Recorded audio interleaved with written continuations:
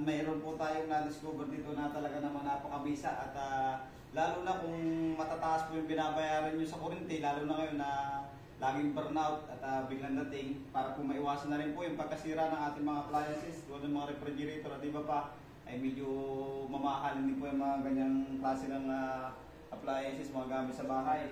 At meron po tayo dito na-discover from San Francisco, Quezon, dito po sa Kasay, unahan, Kasay ba ito? Kasay, ayan, meron po tayo na-discover dito talaga ng mga napakabisa po at halos lahat po dito sa area niya, dito sa San Francisco ay napakalaki po ng binaba ng bayaran nila sa kuryente at ipapaliwanag po yun ni Sir. Kay Sir na po. What's up mga idol? So, gandang araw. Salamat po kay Idol Josh at nagpasyal siya kay Ma'am. So, yun nga, dahil nga sa nagreklamo din si Idol sa kanyang wifi, yung Starlink, tama po yun, tama po. Sensitive nga yung mga wifi niyan pag may burnout. At lalo nga dito sa ating probinsya ay madalas ang burnout. So, lalo na sa mga nagreklamo na nasisira mga gamit. So, ito po yung na-discover natin.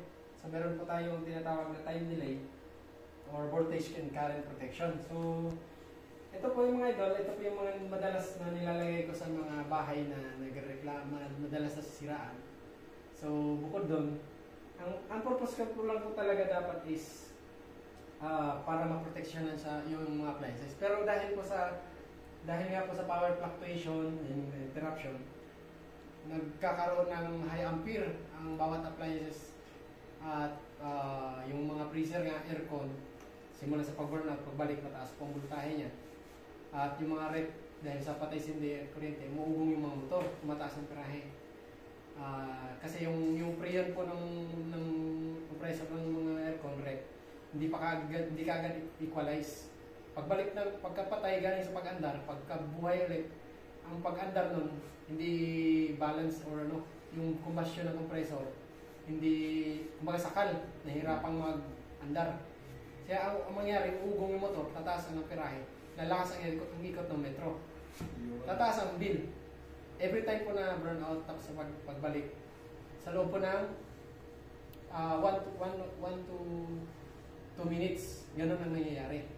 Pero dahil nga dito, dinidesign natin sa sineset natin sa 3 minutes, nag-equalize sa loob ng 3 minutes, nag-equalize na po yung pressure ng mga aircon, prep, tapos simula sa pagka-brownout, pagbalik, yung pasok ng kuryente malakas po yun. Dahil dito, i-delay niya ng 3 minutes. Sa loob po ng 1 minute, nag-equalize na po yung buong kuryente ng buong bayan. So, bago pumasok pa siya sa mga appliances nyo, ini-equalize na. Kaya bago niya bubuhayin. So, ngayon, ang nangyayari, safe yung appliances. Tapos, bumababa yung bill nyo. Hindi yung maiwasan na yung pag-ikot ng malakas na metro. Yung po maganda mga idol, mga kadiskarte.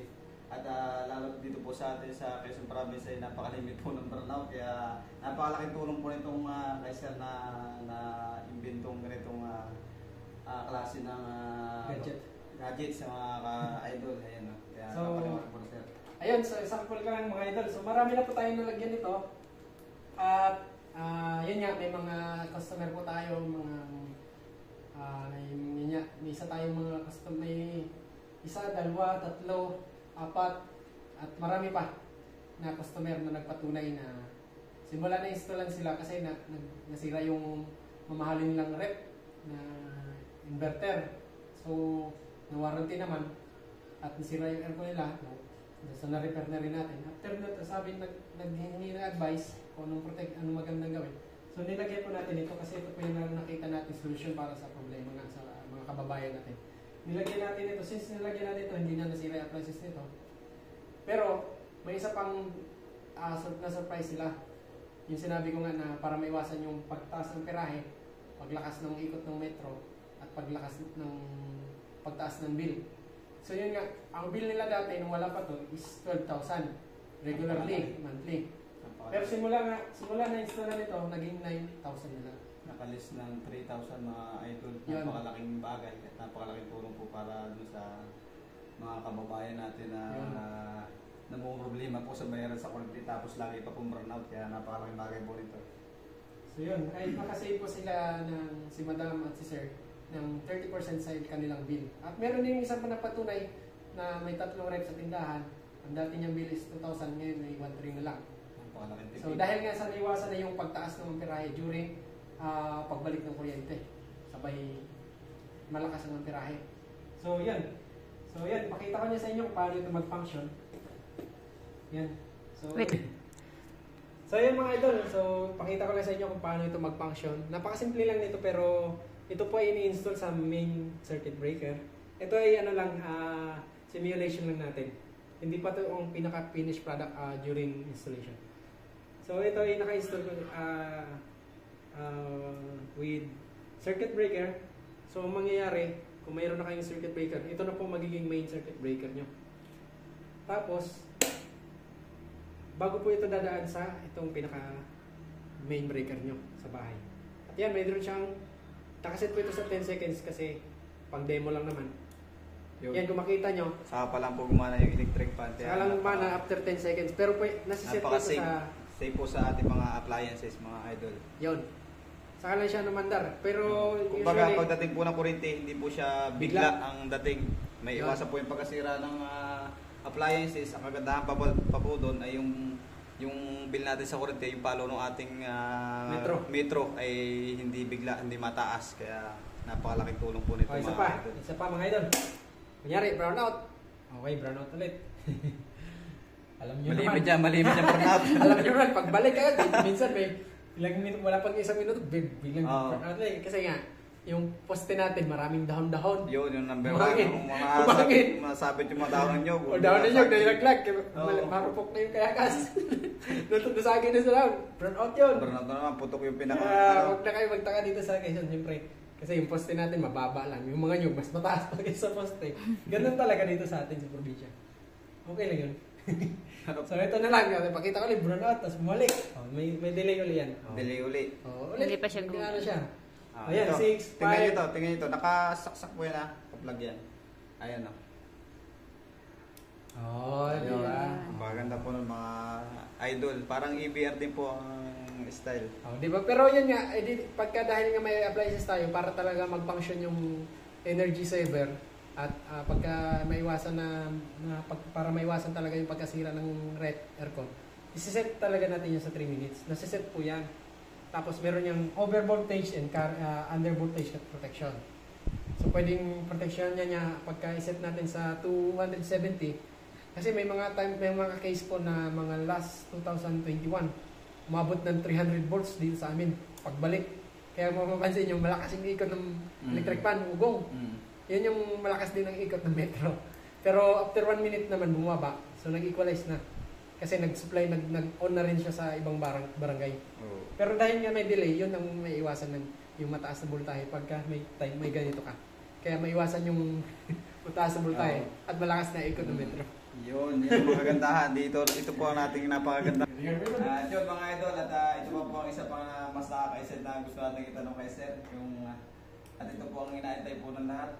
Ang tanong po ninyo ay kung magkano po yung ganitong setup ng pampababa po ng bill ng kuryente at saka may iwasan na rin po yung pagkasira ng ating mga appliances.